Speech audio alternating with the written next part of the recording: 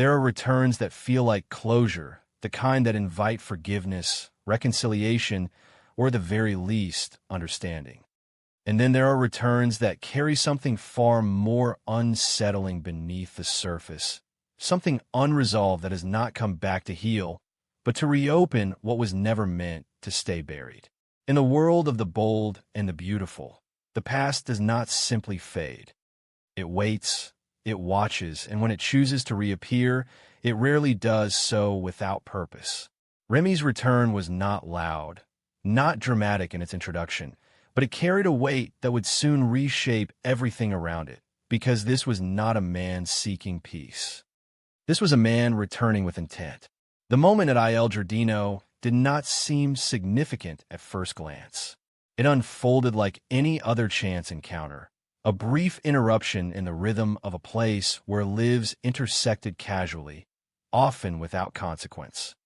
Deke saw him before he recognized him, a familiar outline that did not immediately align with memory, a presence that felt both known and out of place. But recognition, when it came, was immediate and undeniable. It was not just the shock of seeing Remy again. It was the realization that his return could not possibly be accidental, because people like Remy do not drift back into lives they have left behind. They choose their moment. Deke's reaction was layered, instinctively cautious even as he tried to maintain the appearance of normalcy. There were too many unanswered questions, too much history that had never been fully addressed. Remy had disappeared under circumstances that never quite made sense, leaving behind fragments of a story that no one had been able to piece together completely. And now, here he was, standing in a place that represented familiarity, as if he had never truly left. But there was something different about him. It was not immediately visible, not something that could be defined through a single detail.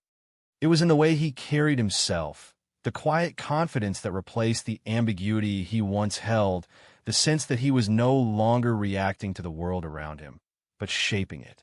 And that shift, subtle as it was, set off something in Deke's instincts that he could not ignore. Remy did not offer explanations. That was the first indication that this was not a return built on honesty. He deflected questions with ease, redirecting conversations, offering just enough information to satisfy curiosity without revealing anything of substance. It was a calculated approach, one that allowed him to control the narrative from the very beginning. And in doing so, he established something important. He was not here to reconnect. He was here to observe, to position himself, to decide how he would move next. What no one understood, yet, was that Remy's return was not centered on the present. It was rooted in the past. The connection to Dylan was not widely known, not even fully understood by those who had interacted with both of them separately. It existed beneath the surface, hidden by time, by circumstances that had kept their lives from intersecting openly. But blood has a way of asserting itself, of creating bonds that do not require acknowledgement to remain real. They were brothers. That truth, once revealed, would not just complicate existing relationships. It would redefine them. For Dylan, the discovery of Remy's return did not come as a shock in the same way it did for others. There was a recognition there, an understanding that something unfinished had finally resurfaced. Their connection was not built on shared experiences, but on something more fundamental, something that carried both familiarity and distance. And within that connection, there was tension, not of conflict, but of potential. Because Remy did not approach Dylan with sentiment. He approached her with opportunity. Their first real conversation was not emotional. It was strategic. Remy did not waste time establishing the truth of their relationship. He laid it out plainly, not as a revelation meant to create connection, but as a foundation for something else. He understood the significance of what he was offering, the way it could shift Dylan's perception of herself, of her place within the world she had been navigating. And he used that understanding not to build trust, but to create leverage. Dylan, still entangled in her own emotional struggles, her complicated connection to Will, her lingering sense of displacement, found herself drawn into a dynamic she did not fully control. The idea of family, of a bond that existed outside the relationships she had been fighting to maintain carried a certain weight. But beneath that, there was something more dangerous. Influence. Remy did not push her toward immediate action. He did not demand allegiance or force decisions. Instead, he introduced ideas, possibilities that reframed her situation in ways she had not considered before. He spoke of power, of control, of the difference between reacting to life and shaping it. And in doing so, he began to shift the way Dylan saw herself, not as someone caught between circumstances, but as someone who could redefine them. While at the center of her emotional world became a focal point of that shift. Remy saw him not as a person, but as a variable. To him, Will represented both a vulnerability and an opportunity, a connection that could be manipulated, redirected, ultimately controlled. And through Dylan, he began to explore how that control could be established. The plan did not form all at once. It developed gradually, shaped by observation, by the careful assessment of each person involved. Ivy and Electra, already entangled in their own conflicts, became more than just obstacles. They became targets, not simply because of their relationship to Will, but because of what they represented, complications that could be removed to create a clearer path forward. Remy did not present this as violence. He framed it as inevitability. In his view, the world did not operate on fairness or moral clarity. It operated on outcome, and those who hesitated, who allowed emotion to dictate their decisions, were the ones who lost. He positioned himself as someone who understood that reality, who was willing to act where others would not. Dylan resisted at first. The line he was suggesting was not one she could cross easily, not one she could even fully acknowledge without confronting parts of herself she had tried to suppress. But Remy did not require immediate agreement. He allowed the idea to exist, to linger, to take root in the spaces where her own frustrations, her own desires, created openings. Because influence, when applied correctly, does not force action. It makes action feel like a choice. As the tension between Will, Ivy, and Electra continued to escalate, as emotional conflicts deepened and alliances shifted, Remy's presence remained largely unseen, operating beneath the surface. He did not insert himself directly into their lives. He observed, he adjusted, he waited for moments where intervention would have the greatest impact. And slowly, the lines between intention and action began to blur. Dylan found herself thinking differently, questioning not just what she wanted, but what she was willing to do to achieve it. The idea of reclaiming Will, of reshaping her future in a way that placed her at the center rather than the periphery, became more defined, more tangible. And with that clarity came a darker realization that some outcomes required sacrifice, not her own, but others. The turning point did not come with a declaration. It came with a decision, a moment where hesitation gave way to resolve, where the influence Remy had cultivated aligned with Dylan's own shifting perspective. And in that moment, the path forward changed, not just for her, but for everyone connected to her. Remy, watching this transformation unfold, did not express satisfaction openly. He did not need to. The progression of events, the alignment of choices with his expectations, confirmed what he had always believed, that people, given the right circumstances, would become exactly what they needed to be.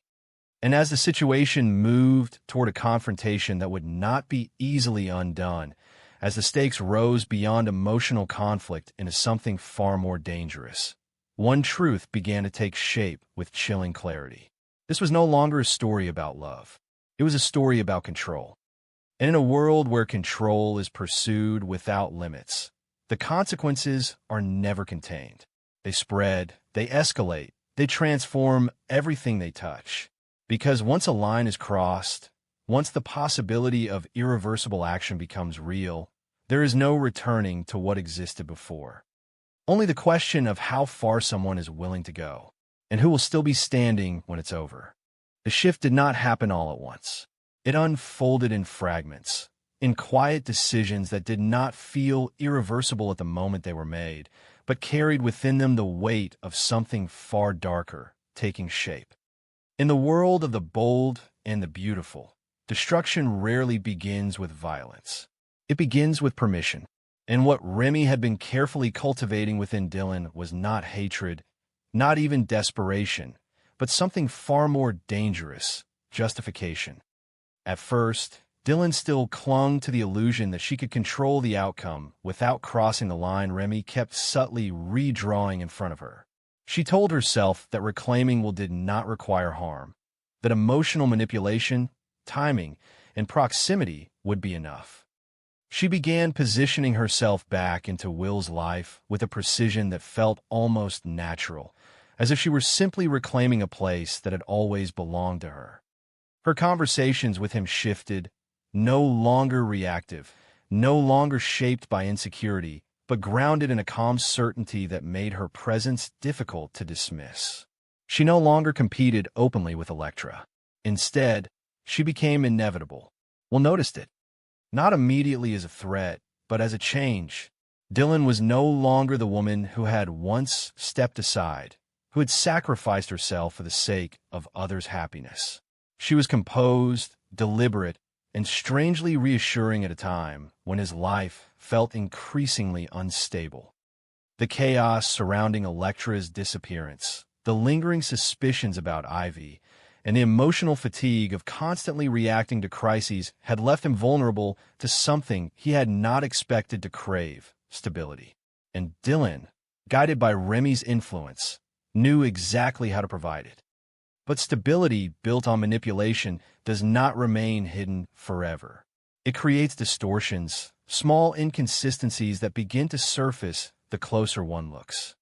RJ was the first to sense it, not because he distrusted Dylan instinctively, but because he had learned to question everything in a situation where too many events no longer aligned naturally. He observed the timing of her reappearance, the way she inserted herself into conversations about Electra, the subtle shifts in narrative that seemed to redirect focus away from certain truths and toward others. It was not proof, but it was enough to create suspicion. Remy, watching from a distance, understood that suspicion was inevitable. In fact, he had anticipated it. The plan had never relied on invisibility. It relied on confusion, on the inability of others to distinguish between coincidence and intention. And as long as that confusion remained intact, the progression of events could continue. The real turning point came when Ivy began to push back. Unlike Will, who was emotionally entangled, or RJ, who was still gathering fragments of truth, Ivy operated with a sharper awareness of manipulation. She recognized patterns, inconsistencies that suggested orchestration rather than chance. And as she began to connect those patterns, her focus shifted, not just toward Dylan, but toward the possibility that someone else was guiding her. Remy. The realization did not come easily, but once it did, it changed Ivy's role entirely. She was no longer just a participant in the emotional conflicts surrounding Will and Electra. She became a threat to the structure Remy had built. And in a plan where control depended on limited awareness, a threat like that could not be allowed to exist. Dylan felt the pressure before she understood its full implication. Remy did not instruct her directly. He did not issue commands or demand action. Instead, he reframed the situation in a way that made the next step feel like a necessity rather than a choice. Ivy, he suggested, was not just an obstacle. She was a destabilizing force, someone who would expose everything, not out of justice, but out of her own need to control the narrative. And Electra, still missing, still existing as an unresolved variable, represented something even more dangerous. Uncertainty. For Dylan, standing at the edge of a reality she had not fully accepted yet, the logic began to shift. What once felt unthinkable started to feel inevitable. Not because she wanted harm, but because she began to believe that without decisive action, everything would collapse. What would slip away again? The fragile position she had rebuilt would dissolve, and she would be left exactly where she had started, on the outside, watching a life she believed should have been hers. The moment she crossed that internal boundary was quiet. There was no declaration, no acknowledgement of what she was allowing herself to consider. There was only a shift in perspective, a willingness to accept that some outcomes required more than patience, more than emotional resilience. Remy recognized it immediately, and once that shift occurred, the plan accelerated. Ivy's disappearance did not mirror Electra's. It was less ambiguous, more abrupt, designed to create disruption rather than confusion. The circumstances surrounding it were constructed carefully, leaving behind just enough evidence to suggest involvement without pointing to a clear source. Suspicion spread quickly, but without direction. And in that chaos, Remy's control deepened. Will, already destabilized by Electra's absence, now faced a second crisis that shattered any remaining sense of normalcy. The world around him no longer followed any logic he could trust. People disappeared. Stories contradicted each other. And the person who seemed most constant, Dylan, became the one thing he held onto without fully realizing why. RJ, however, reached a different conclusion. The pattern was too precise, too controlled. Two disappearances, both connected to the same emotional network, both occurring in ways that suggested intention rather than randomness. And at the center of that network stood Dylan, not as the obvious perpetrator, but as the common denominator. But suspicion alone was not enough. He needed proof. And finding it meant stepping into a space where the rules no longer applied. Meanwhile, Electra was still alive. Her situation had evolved beyond simple captivity into something more psychological, more calculated. Sheila's involvement, once a separate thread, now intersected with Remy's plan in ways that neither of them had fully anticipated. Because while Remy sought control, Sheila thrived on chaos. And in that intersection, the structure of his plan began to fracture. Electra, observing, waiting, adapting, began to understand that she was no longer just a victim of circumstance. She was part of a larger game, one where multiple forces were operating with different objectives. And in that complexity, she found something unexpected: opportunity.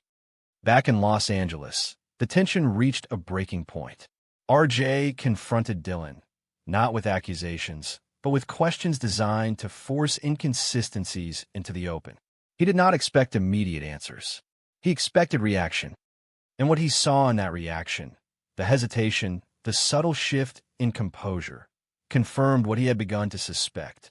Dylan was no longer just involved. She was changing. Will, caught between them, struggled to reconcile the person he believed Dylan to be with the implications of what RJ was suggesting. The conflict within him was immediate and painful, forcing him to confront the possibility that the stability he had been holding onto might not be real. And that realization began to break something inside him. Because if Dylan was not who he thought she was, then everything he had built around her collapsed. Remy, sensing the shift, prepared for the final phase. He had never intended for the situation to remain controlled indefinitely. Chaos, once introduced, always expands. And now, with suspicion closing in, with multiple forces converging, the only path forward was escalation. The truth would not remain hidden much longer.